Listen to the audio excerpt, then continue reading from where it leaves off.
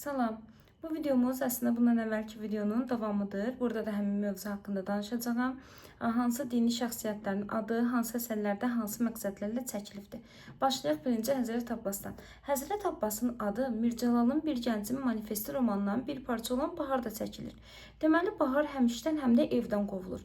Buna görə də isinmək üçün özünə bir yer axtarır, daldalanmaq üçün və hamamın dəhlizində isinmək istəyəndə hamamdan çıxan bığı burmalı bir kişi Kəblə Qurban çağırır.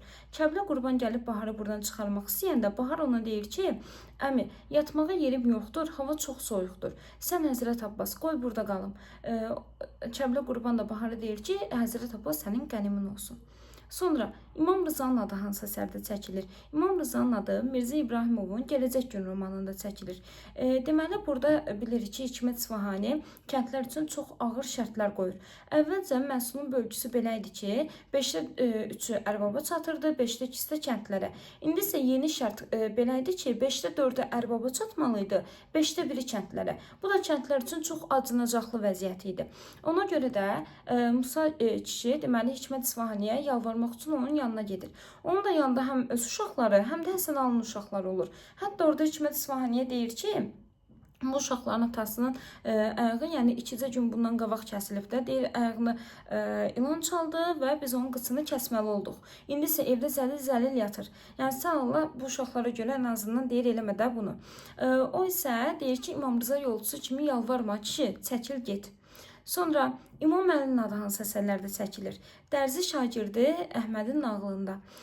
Sonra Salur Qazanevinin Yağmalanması boyunda və Xəlil Rza Ulutürkün Qaytar mənim qüdrətimi Azərbaycan şeirində. Salur Qazanevinin Yağmalanması boyunda harda çəkilir? Deməli, Uruzu orada ağacın yanına gətirəndə kafirdən aman istəyir və ağasla danışmağa başlayır. Ağasla danışanda onu əlinin düldülünün yəhərə ağac, əlinin qılıncının qını ilə dəstəyi ağac adlandırır. Bir də burada qeyd edeyim ki, Salur Qazan yurdunu xəbər almaq üçün sudan xəbərləşəndə, yəni suya müraciət edəndə onu Həsənlə Hüseynin həsrəti su, Aşə ilə Fatimənin baxışı su adlandırır. Yəni burada da müqəddəs şəxsiyyətlərin adı çəkilir, həmçinin bununla suyu müqəddəsləşdirir, saflaşdırır.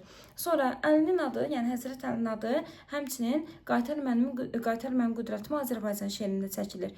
Deməli, bu şeirin bir bəndində şair deyir ki, yadda saxla, qoca tarix, mən türk oğlu ulu türkəm, əhrimənlər qarşısında sanma çökəm, boyun bükəm. Bircə kişi qalsam belə, güman etmə, yalqız, təkəm, mən dünənəm, mən bugünəm, gələcəyəm, yerəm, göyəm. Həzrət Əli qılıncıyam, oddan gərək bir qın geyəm, kəsib keçəm xəyanəti, cinayəti, alçaqlığı, eşqim, hüsnüm, cəlalımsan o dər yurdu, o torpağı. Deməli, şair burada özünü Həzrət Əlinin qılıncına bənzədir. Sonra dərzi şagirdi Əhməd nağılında burada Şah Abbas Allahverdi xan İsfahan şəhərinə çıxırlar ki, xalqın vəziyyəti ilə tanış olsunlar, ümumi şəhərin vəziyyəti ilə tanış olsunlar və tanınmamaq üçün dərviş libası geyinirlər. Əsalarını da götürürlər və hər ikisi də deyir ki, ya Əli, səndən mədəd, yəni Həzrət Əldən kömək istəyirlər. Sonra və keçək digər dini şəxsiyyətimiz, yəni Məhəmməd Peyğəmbərə. Seyid Əzim Şirvaninin Qafqaz müsəlmanlarına xitab şeirində ilk öncə qeyd edeyim ki, bu şeir qətiyyən satira deyil. Onun digər şeiri olan Güşqıl şeiri də satira deyil, Güşqıl müxəmməsdir. Bu şeir isə əxlaqi tərbiyəvi mövzuda yazılıbdır. Əxlaqi tərbiyəvi mövzuda yazılmış əsərdir. Deməli, burada şeirin sonunda Məhəmməd Peyğəmbərin adını çəkməsə də Rəsulullah adlandırır və biz də buradan bilirik ki, yəni Məhəmməd Peyğəmbəri işarə edir. Burada onun adını çəkirək, yəni Allahın bir hədisini, Qurandan bir hədisi gətirib deyir ki, Allah öz zəhməti ilə dolananların yanındadır.